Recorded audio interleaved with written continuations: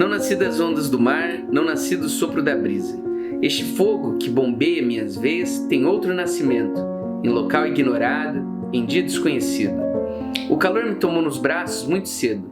Meus dedos, cheirando a pólvora, nasceram antes de mim, acendendo tochas na fogueira do verbo, entoando assustadoras cantigas de ninar. Não nasci do sopro da brisa, não nasci das ondas do mar.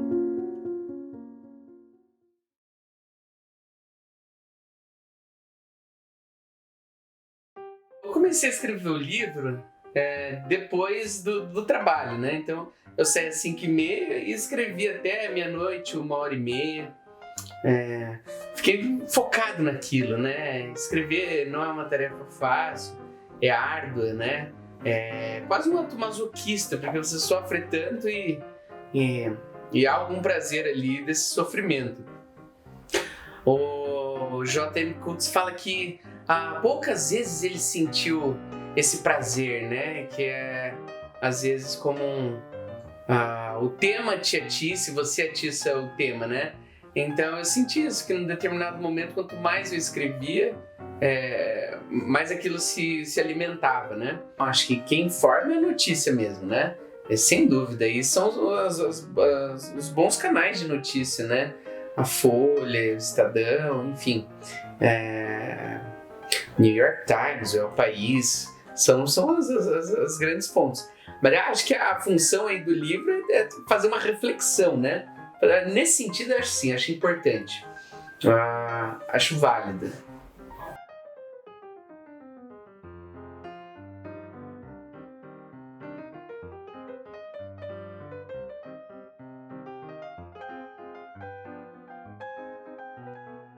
Bom, esse período de pandemia fez com que a gente aprendesse a buscar e trazer informação de uma maneira diferente, até mais eficiente do que no passado e até com um custo menor hoje. Um custo menor devido também à preocupação com os colaboradores. No nosso caso, pessoas que têm comorbidades, que já têm doenças pré-existentes, né? A obesidade é uma delas que faz parte do nosso dia a dia, da nossa equipe também. E por conta desta preocupação, nós buscamos segurar os funcionários mais dentro da própria empresa.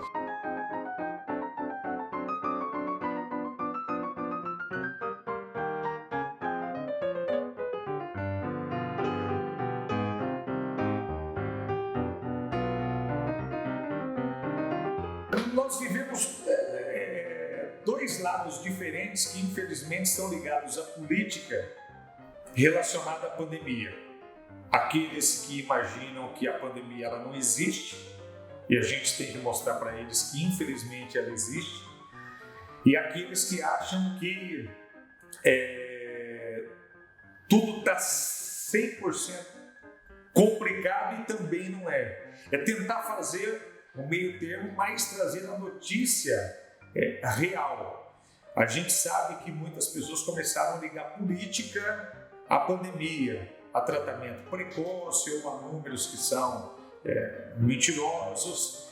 A gente busca trazer informação de acordo com dados oficiais de município, de governo do estado, de governo federal. Muitas vezes somos criticados por isso. Algumas pessoas que dizem que a gente fala muito de pandemia, muito de Covid, mas eu creio que a gente não pode fugir da realidade. A nossa missão é mostrar a realidade, principalmente aqui na nossa cidade, na nossa região.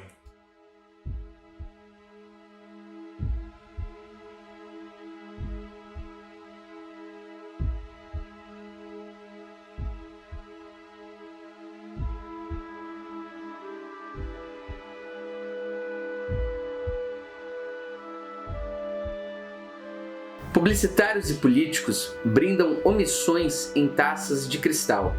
Não se importam com os litros de sangue jorrados das orquídeas, manchando a piscina olímpica, inundando o piso do salão principal. Garçons discretos e uniformizados se aproximam, equilibram bandejas, servem ratos, porcos, pulhas. Cada drink é um trampolim para mergulhar em contradições. Não há luz, propositalmente. Poucos minutos antes do início da refeição, quando os ponteiros marcam 9 horas, explosões vermelhas ferem o céu, revelando o apetite grotesco da escuridão profunda.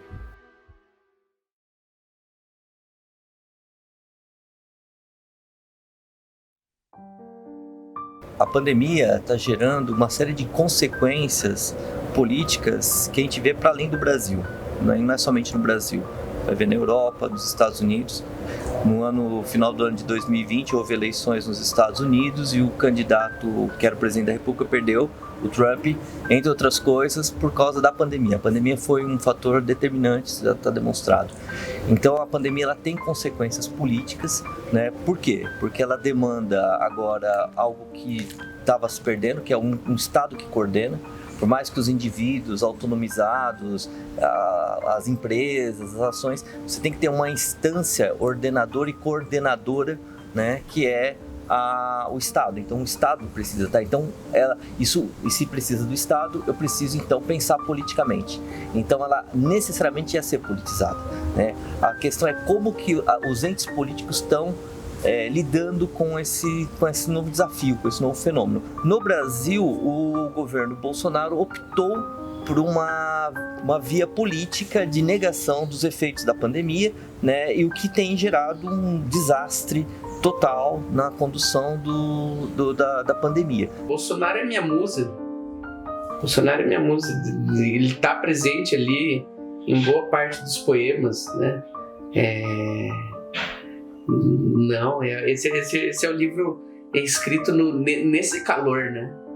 Nesse calor, por isso que tem poemas surreais, né? Por isso tem poemas tão... que o poema cenário jamais seria escrito para outro presidente. Mas eu tive certo cuidado de não mencionar explicitamente o Bolsonaro, né? Queria não deixar muito datado, assim, mas né? Claro que tá ali, né? Você tem o número de ministros, né? Mas eu queria deixar um pouco... A gente pega o Guernica do Picasso, tá lá, né? Ele não tá explicitamente para a Guerra Civil Espanhola, né? Ele é uma metáfora para várias outras crises, outros momentos de caos. E eu acho que, do jeito que eu não sou muito otimista, eu sou extremamente pessimista, eu acho que daqui a algum tempo, acho que esse mesmo poema vai poder servir como metáfora para outros momentos políticos, quando o espectro político trocar aqui no Brasil, e eu acho que ele vai ter uma vida longa, acho que não vai ficar datado, não.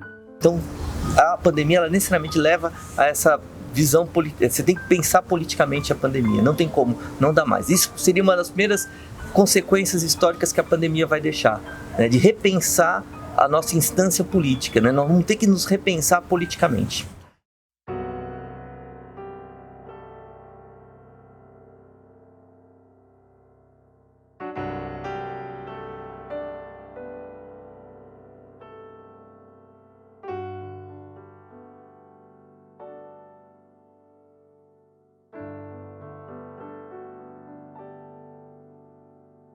Mortos anotam meu pedido no fast food, entregam-me senhas, apontam-me o fim de outras filas e chamam pelos próximos mortos. Mortos se aglomeram na agência do trabalhador, não importa se um ciclone ameaça levar tudo abaixo ou acima, incluindo o próprio prédio da agência do trabalhador. Não se importam com a chuva, os mortos sob a marquise. Mortos discutem no trânsito, xingam-se nos cruzamentos em alta velocidade, estapeiam-se na faixa de pedestre, abandonando motos, automóveis. Para brigar, basta estar morto. Mortos suplicam moedas nos semáforos. Misérias de dentes me saúdam acenando lenços negros no desembarque deste navio banhado de águas mortas.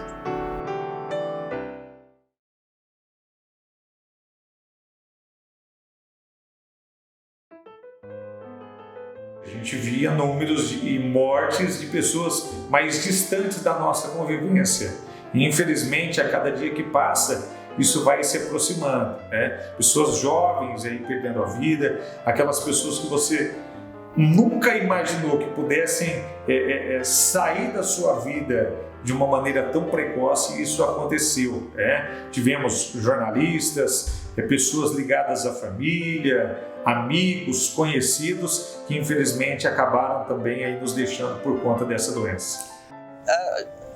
a gente olha para o passado e fala assim, como é que depois de ter feito uma guerra cruel, com muitas mortes, como foi a Primeira Guerra Mundial, de 1914 a 1918, e quase menos 20 anos depois, a Europa se lança de novamente uma guerra. 22 anos depois, ela se lança na guerra. Falou, como podem, né? Eles não aprenderam?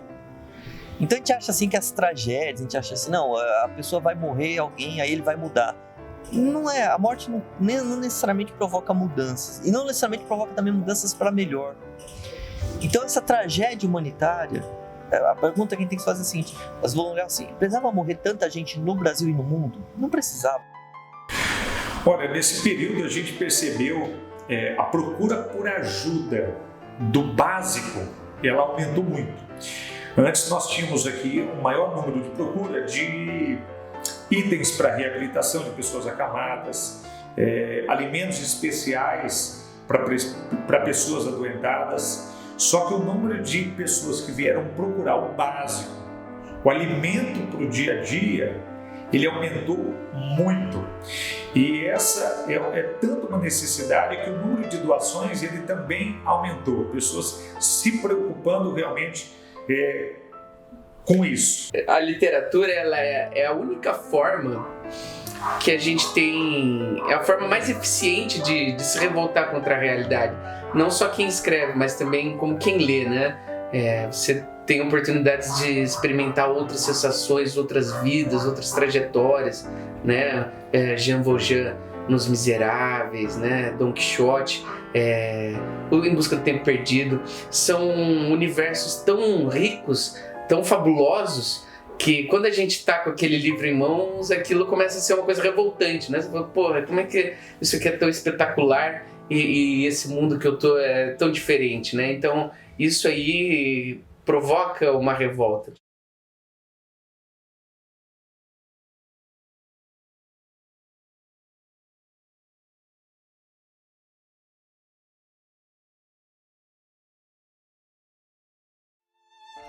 Tenho poetas vivos nas minhas paredes, tossindo tuberculoses épicas sobre batalhas perdidas.